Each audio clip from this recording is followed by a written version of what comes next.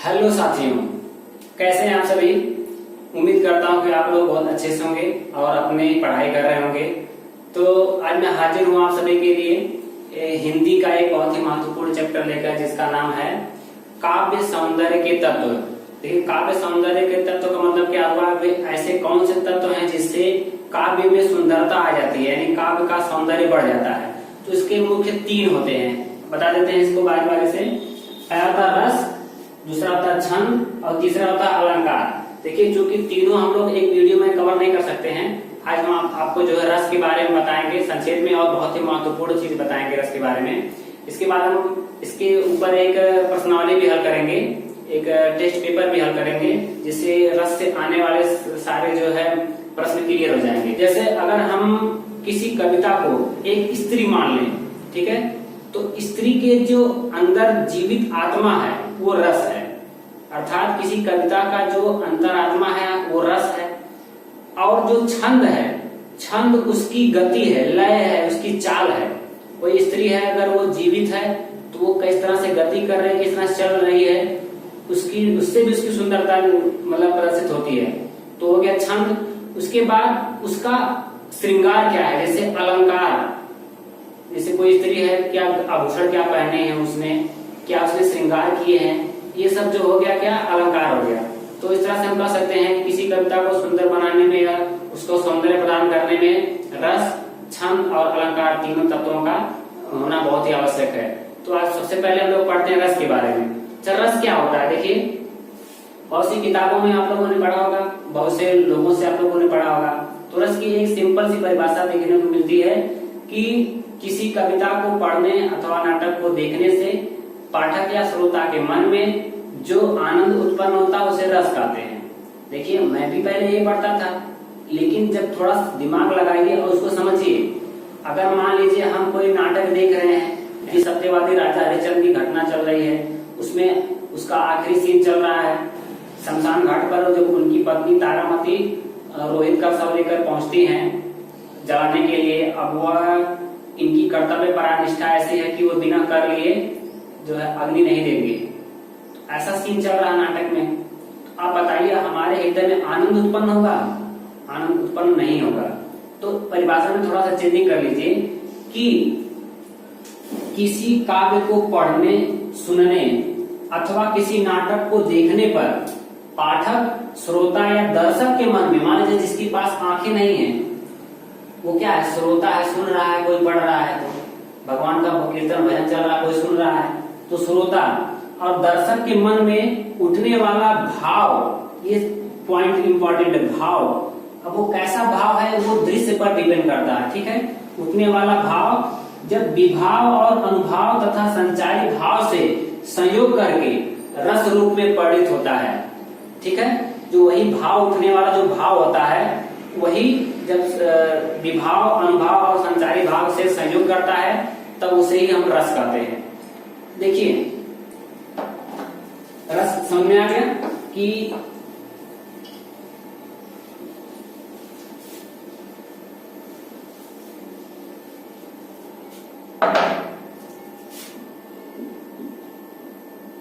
रस के अवयव, हम देखिए अवयव क्यों लिख रहे हैं, इसको अवयव कह सकते हैं या अंग भी कह सकते हैं। हम अवयव इसलिए लिख रहे हैं कि परीक्षा में अगर पूछ देगा कि रस के कितने अवयव हैं, तो आप लोग अंग पढ़े रहेंगे, अवयव नहीं पढ़े रहेंगे तो फंस जाएंगे।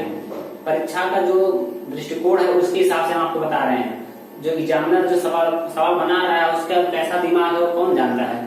तो अवयव भी याद रखिए, रस के अवयव यानी रस के कितने अंग हैं। तो मुख्यतः रस के 4 अवयव हैं। नंबर 1 स्थायी भाव, नंबर 2 विभाव, नंबर 3 अनुभाव, नंबर 4 संचारी भाव। देखिए, हम खाली आज जो है रस का इंट्रोडक्शन बताएंगे और इसके बारी बारी से जो है रस को हम एक वीडियो अलग बता देंगे, उसमें पढ़ा देंगे, रस संपूर्ण क्लियर हो जाएगा उसमें। इसमें हम खाली समझेंगे रस कैसे पता करते हैं, कैसे ज्ञात करते हैं कौन सा रस कहाँ पर है। सबसे पहले स्थायी भाव। देखिए मनुष्य के मन में कुछ भाव होते हैं, कुछ ऐसे दृश्य देख करके दृश्य पर हमारे ऊपर क्या प्रभाव पड़ रहा है, हमारे अंतरात्मा से कैसा भाव निकल रहा है, वो अस्थायी भाव होता है। और अस्थायी भाव जो है शुरू से लेकर अंत तक बना रहता है। ठीक है, शुरू से लेकर अंत तक बना रहता है। तो अस्थायी भाव की संख्या जो है 9 मानी गई है। 9 अस्थायी भाव होते हैं। ठीक है, 9 अस्थायी भाव होते हैं, यानी इनकी संख्या कितनी है? 9 है। अब देखिए अस्थायी भाव 9 है तो रस भी 9 होंगे, इसीलिए कहा जाता है 9 रस। इसीलिए क्या कहा जाता है? 9 रस। लेकिन बाद के आचार्यों ने 2 और अस्थायी भाव जोड़ दिए। क्या? एक जोड़ दिया वात्सल्य। वात्सल्य मतलब क्या होता है? माता पिता का अपने संतान के प्रति जो प्रेम होता है उसको वात्सल्य बोला जाता है। और एक जोड़ दिया गया है भगवत विषयक रति, यानी ईश्वर के प्रति प्रेम। तो ये देखिए, देखा जाए तो इसमें एक प्रेम जो है छुपा हुआ है, प्रेम ही है, चाहे वह पुत्र के प्रति है चाहे ईश्वर के प्रति हो, प्रेम ही है। इसलिए ज्यादातर विद्वानों ने मानसिक 9 ही माना है, लेकिन आ जाता है कभी कभी कॉन्सेप्ट जो है कि इसको 11 जो है अस्थायी भाव 11 हो गया है और इस तरह से रस भी 11 हो गए हैं। तो 2 रस और बढ़ जाएंगे, एक हो जाएगा वात्सल्य रस, एक हो जाएगा भक्ति रस। लेकिन 9 रस मुख्यतः 9 रस माने जाते हैं। और इसके बाद आता है विभाव। विभाव में 2 भेद होते हैं, एक होता है आलंबन विभाव और एक होता है उद्दीपन विभाव। देखिए ध्यान समझिए, अब आलंबन विभाव और उद्दीपन विभाव इसको हम एक उदाहरण से समझते हैं। कैसे? रामचरितमानस में प्रसंग चल रहा है, रामचंद्र जी सीता को फुलवारी में प्रथम दर्शन करते हैं। अब देखिए वहां पर ध्यान से, जब उनके मन में अस्थायी भाव क्या जागृत हो रहा है? अस्थायी भाव उत्पन्न हो रहा है रति। ठीक है, अस्थायी भाव क्या उत्पन्न हो रहा है? रति, यानी प्रेम। अभी हम इस 9 अस्थायी भाव के बारे में चर्चा करेंगे नेक्स्ट वीडियो में। इसमें आप ये समझिए कि रस कैसे पहचानते हैं, कैसे उसको पकड़ते हैं। तो मान लीजिए रामचंद्र जी ने सीता को देखा, उनके मन में रति यानी प्रेम नामक अस्थायी भाव ने जन्म लिया, तो श्रृंगार तो हो गया, सॉरी रस हो गया, श्रृंगार रस। लेकिन अब देखिए उसमें हम पहचानते हैं कि विभाव कौन कौन से हैं। आलंबन विभाव। आलंबन विभाव क्या होता है? देखिए विभाव तो वे होते हैं जिनके कारण अस्थायी भाव उत्पन्न होगा, जिनके कारण जो है अस्थायी भाव उत्पन्न होगा वही विभाव होते हैं। ठीक है, तो आलंबन विभाव के भी 2 भेद होते हैं। एक होता है आश्रय और एक होता है विषय। इसको आश्रयालंबन कहते हैं, इसको विषयालंबन कहते हैं। देखिए आलंबन विभाग के अंदर बता रहे हैं हम, आश्रय कौन है? किसके मन में रति उत्पन्न हो रही है? रामचंद्र जी के। तो आश्रय कौन है? राम। और विषय किसके प्रति, किसके लिए उत्पन्न हो रहा है? सीता के लिए। ठीक है, तो आश्रय राम हो गए और विषय हो गई सीता। अब आइए देखते हैं उद्दीपन विभाव क्या होता है।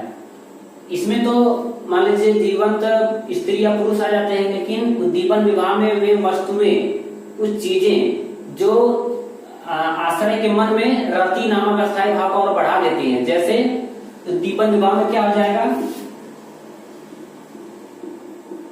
सीता की सुंदरता या सौंदर्य कह सकते हैं, सीता का सौंदर्य, उनके पायल या घुघरू, सॉरी घुघरू कह सकते हैं, मान लीजिए घुघरू की ध्वनि, और जिस वाटिका में वो लोग गए हैं उस वाटिका की सुंदरता, ये सब चीजें जो मिल करके श्री रामचंद्र जी के मन में रति का भाव उत्पन्न कर रही हैं, भाव को बढ़ा रही हैं, प्रेरित कर रही हैं। तो वे उद्दीपन विभाव हो गया। समझ आई बात? अब देखें नंबर अनुभव। अनुभव क्या होता है? अनुभव हमारे शरीर के प्रतिक्रियाएं होती हैं, यानी रति नामक अस्थायी भाव उत्पन्न हो गया। अब शरीर की प्रतिक्रिया क्या होती है, वो अनुभव में आते हैं। अनुभव की संख्या 8 मानी गई। देखिए ये प्रश्न बहुत इंपॉर्टेंट है, पूछ देता है कि अनुभव कितने होते हैं? अनुभव की संख्या 8 होती है। ठीक है, लोग रस को याद रखते हैं, अस्थायी भाव को याद रखते हैं, लेकिन एग्जामिनर वही पूछ बैठता है जो लोग नहीं पढ़ते हैं, उसको सीरियसली नहीं लेते हैं। जैसे अनुभव की संख्या 8 मानी गई। अनुभव क्या हो सकता है? जैसे मान लीजिए अब श्री रामचंद्र जी का मुस्कुराना, मतलब ये सब रति उत्पन्न होने के बाद रोमांचित हो जाना, रोमे किसने का तो रोमा खड़े हो जाना, रोमांचित हो जाना। या मान लीजिए कोई दूसरा सीन चल रहा है, कोई जंगल का सीन चल रहा है, अचानक शेर आ गया, तो शेर की जो से कौन सा उत्पन्न होगा, डर उत्पन्न होगा, भय नामक स्थायी भाव उत्पन्न होगा। ठीक है, अब भय नामक स्थायी भाव उत्पन्न होगा तो भयानक रस होगा। इसमें शेर क्या है, शेर क्या है, जो आलम्बन विभाव है, जो व्यक्ति जंगल में गया है वो क्या है, वो आश्रय है, और शेर क्या है, विषय है। अब उसके पश्चात जो है आदमी को पसीने छूट रहे डर के मारे, कांप रहा है, तो ये प्रतिक्रियाएं क्या होती है, अनुभव होती है। लेकिन ये मौसम के अनुसार नहीं होनी चाहिए। ठंड से कोई कांप रहा है तो वो अनुभव नहीं होगा, या गर्मी से किसी को पसीना हो रहा है, छूट रहा है, तो ये अनुभव नहीं होगा। ये जो है उस परिस्थिति में जो उत्पन्न हो रहा है वो अनुभव होगा। तो संचारी भाव क्या होते हैं, संचारी भाव क्या होती है, परिकल्पनाएं होती हैं। इसे व्यभिचारी भी भाव भी कहते हैं। संचारी भाव को एक और नाम दिया जाता है व्यभिचारी भाव, व्यभिचारी भाव। संचारी भावों की संख्या है 33। कितनी है, 33। अब देखिए संचारी भाव क्या होते हैं। अब जो भी सीन क्रिएट हो रहा है उसके पश्चात आश्रय के मन में क्या क्या शंकाएं हो रही हैं। इन्हें पानी के बुलबुले माना गया है। ये पानी की बुलबुलों की भांति बनते हैं और बिगड़ते हैं, बनते हैं और बिगड़ते रहते हैं, इसीलिए इसको संचारी या व्यभिचारी भाव पाया जाता है। जैसे अभी जंगल वाली बात हम बताएं, उसमें जो आश्रय है, मान जंगल में गया, वो सोच रहा है कि शेर हमको खा जाएगा, नहीं हम बच जाएंगे, नहीं शेर हमको देखभाल नहीं करेगा। तो ये सब तमाम प्रकार के विचार होते हैं। हमारे माता पिता विलाप कर रहे हैं, कैसे रो रहे होंगे, हमारे बिना कितना लोग क्या कहेंगे, हमारे दोस्त बिछड़ जाएंगे। ये सब भाव जो है दिमाग में उठ रहे हैं, मिट रहे हैं, यानी बन रहे हैं, बिगड़ रहे हैं। तो ऐसे भाव को अस्थायी भाव नहीं बल्कि संचारी भाव कहते हैं, जिसको कहते हैं व्यभिचारी भाव भी कहते हैं। तो आई होप कि आप लोग जो है रस के इंट्रोडक्शन को समझ गए होंगे। अब हम नेक्स्ट वीडियो में रस को क्रमशः पढ़ेंगे, कौन कौन सा रस इंपॉर्टेंट है और कैसे कैसे उनका उदाहरण के साथ हम लोग पढ़ेंगे।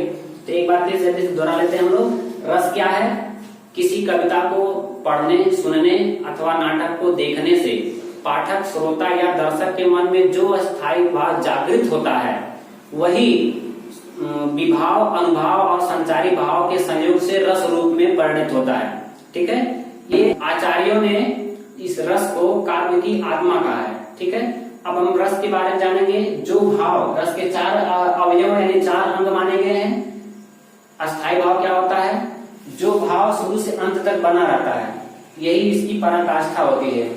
विभाव क्या होते हैं, विभाव इस अस्थायी भाव को बढ़ा देते हैं, बढ़ाने का काम करते हैं।